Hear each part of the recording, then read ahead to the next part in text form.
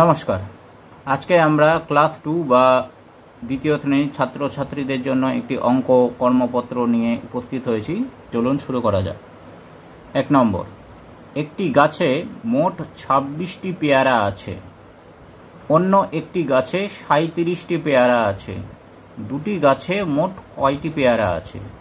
তাহলে একটি গাছে আছে 26টি, অপর একটি গাছে আছে 37টি। তাহলে 26 এবং 37 দুটি গাছে মোট অর্থাৎ যোগফল আমরা পাবো 6 আর 7 যোগ করলে আমরা পাবো 13, 3 হাতে 1, 3 আর 2 5 আর 1 6, 63টি। তাহলে উত্তর আমরা লিখব দুইটি গাছে মোট 63টি পেয়ারা আছে। 2 নম্বরে বলেছে, উৎসবের প্রথম দিনে একটি লোক 39খানা কম্বল দান করল। ওই লোকটি পরের দিন 11টি কম্বল দান করল। মোট কতখানা কম্বল দান করলো? তাহলে প্রথম দিন 39, তারপরে 11, তারপরে বলেছে মোট অর্থাৎ যোগ।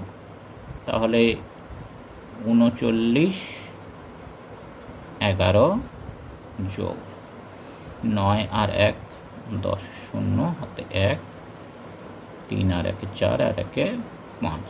তাহলে উত্তর আমরা মোট 50টি কম্বল দান করল। এবার বলেছে, স্থানীয় মান হিসেবে কথায় লেখো। স্থানীয় মান হিসেবে সংখ্যাগুলিকে কথায় লিখতে হবে।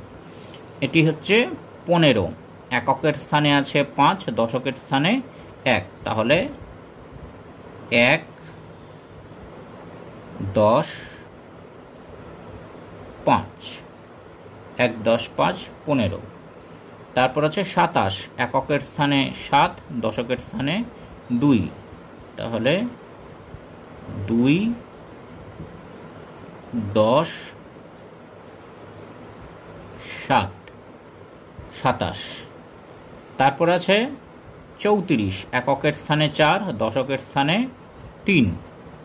তাহলে 3, 10, 4, 34। শেষ অঙ্কটি বলেছে, 5, 10, 8 থেকে 1, 10, 7 বিয়োগ করো, বিয়োগফলের একক ও দশক লেখো। তাহলে একক, দশক। 5, 10, 8 অর্থাৎ এককের স্থানে 8, দশকের স্থানে 5, 58। 1, 10, 7 এককের স্থানে 7, দশকের স্থানে 1 অর্থাৎ 17। এটাকে বিয়োগ করতে বলেছে।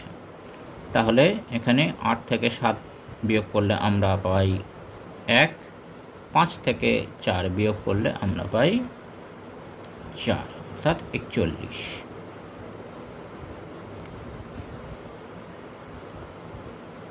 বিয়োগ ফল